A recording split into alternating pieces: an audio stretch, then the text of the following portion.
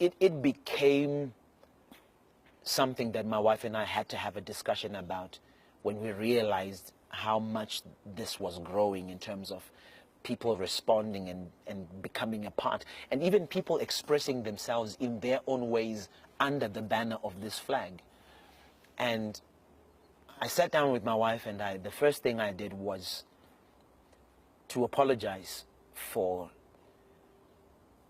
doing something that I knew was going to be a danger, not only to myself, but to my family. Her response for me, even up to now, is a reassurance that sometimes in marriage you have someone who is not just a wife, but someone who is a life partner. And my wife looked at me and she said, I've known you for 13 years as a husband, a little bit longer because we dated for 2 years prior we got married.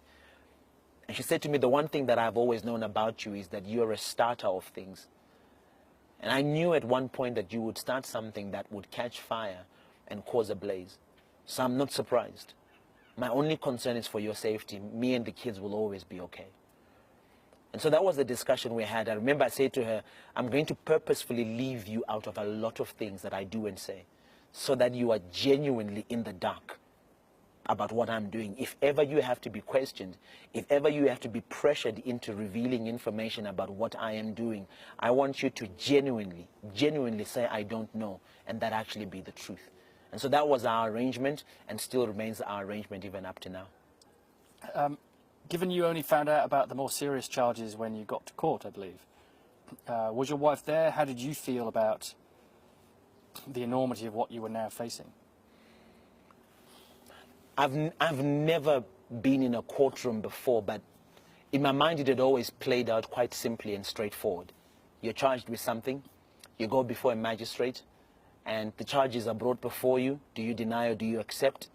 The defense and the prosecution present their cases, and the magistrate rules. Everyone goes home either with bail or without bail. It's done. On this day, something was so different, because when we got to the courthouse, maybe about 11 o'clock, which was, again, almost 3 hours late, there was a sense that there's something going on behind the scenes that I don't know about.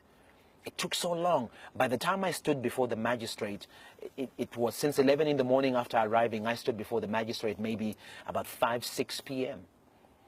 And at that point, I knew something was afoot. I just didn't know what it was. When the charges came out, the new charges came out, and I found out about them as I stood in the dock, my heart sank. And the first thought that came to my mind was, oh my God, what have I done to my children? What have I done? What have I done to my family?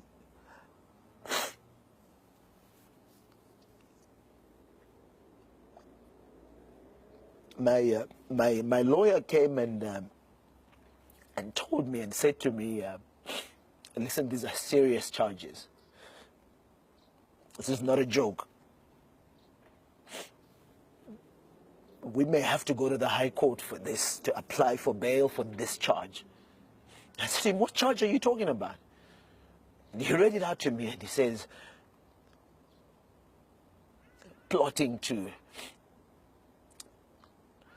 subvert a constitutionally elected government. I was shocked. I could not believe it. I looked at him, I said to him, what does it mean? And he says, it means that you could be gone for a long time, my friend. And so he said to me, I need you to make the call. Do we ask the magistrate to close this and we deal with it tomorrow? Or do we go for it now? So I looked at him and I said, sir, I don't want to spend another night away from my family. I don't want to give a chance for anything more to be leveled against me than the truth. Let's deal with it now.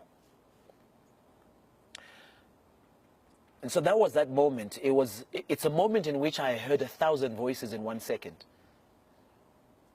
It's a moment in which I heard hundreds of thousands of people saying, we told you so.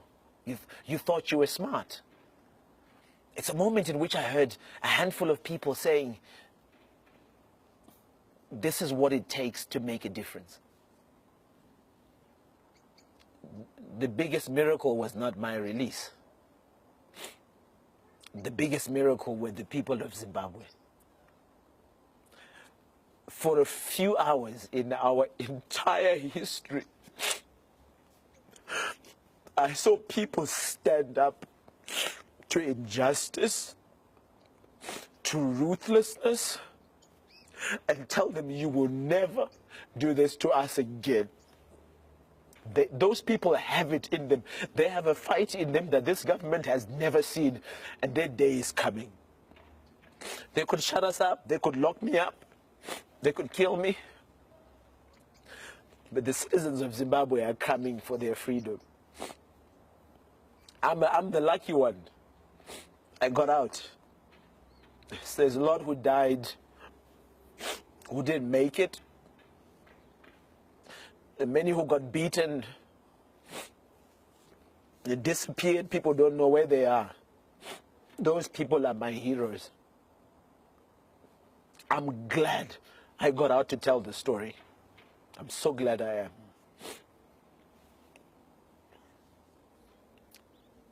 It's a tool they've used for a long time, the fear and the intimidation. And they'll use it. And it's up to Zimbabweans to decide whether we've come to that place where indeed enough is enough. And where we decide that with our lives we are possibly now having to pay for a freedom that was already paid for. We're going to have to settle a bill that was already settled. And someone asked me a couple of days ago and said, at what cost are you wanting this new Zimbabwe, this new season? And I said, when we called a stay away a couple of weeks ago and everybody stayed away, every Zimbabwean paid. They paid with their daily wage. They paid with the food that they were supposed to eat that day. They paid with the school fees of their children that they were supposed to get that day. And I think because of that action, I think Zimbabweans are ready to pay the ultimate price. It can't be stopped. Even if we were deemed a failure in the next couple of months, or even when the elections came, nothing happened, there is one thing that will always haunt this government, that the citizens are alive and that they are watching.